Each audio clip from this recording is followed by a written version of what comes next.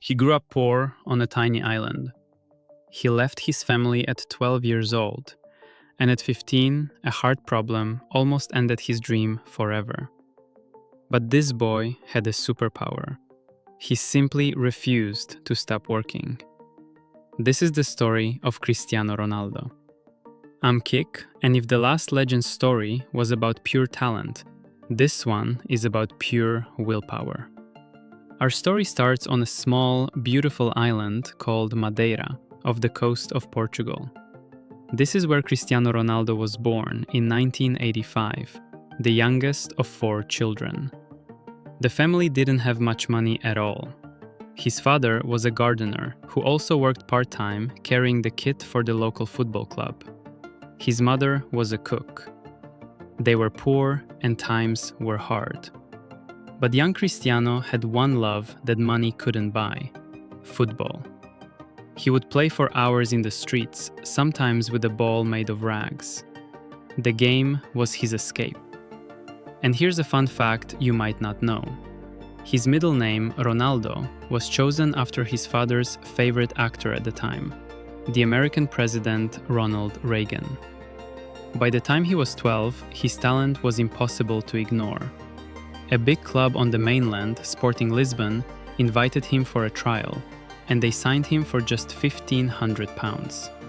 But that meant leaving everything behind. At only 12 years old, Cristiano left his family and his island to chase the dream alone in a faraway city. He was so homesick that he cried almost every night. Imagine being that young and that far from home. But he didn't give up. He turned that loneliness into fuel and trained harder than anyone else at the academy. Then came the scare that nearly ended it all.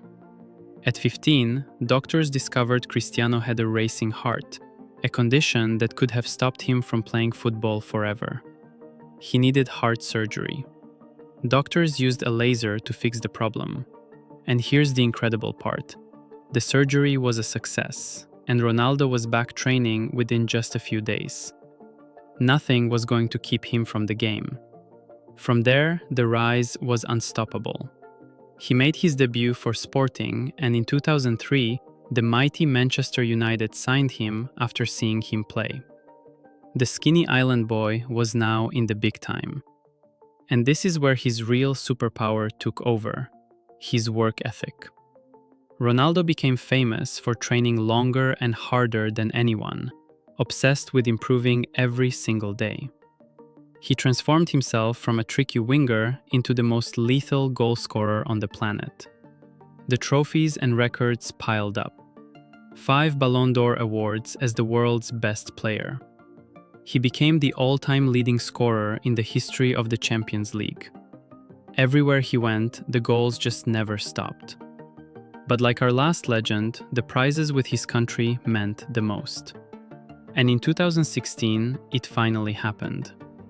Portugal reached the final of the European Championship against France. But disaster struck. Ronaldo was injured early and had to come off in tears. Yet he refused to leave his team. He stood on the sideline like an extra coach, shouting, urging, inspiring his teammates. And Portugal won, their first ever major trophy.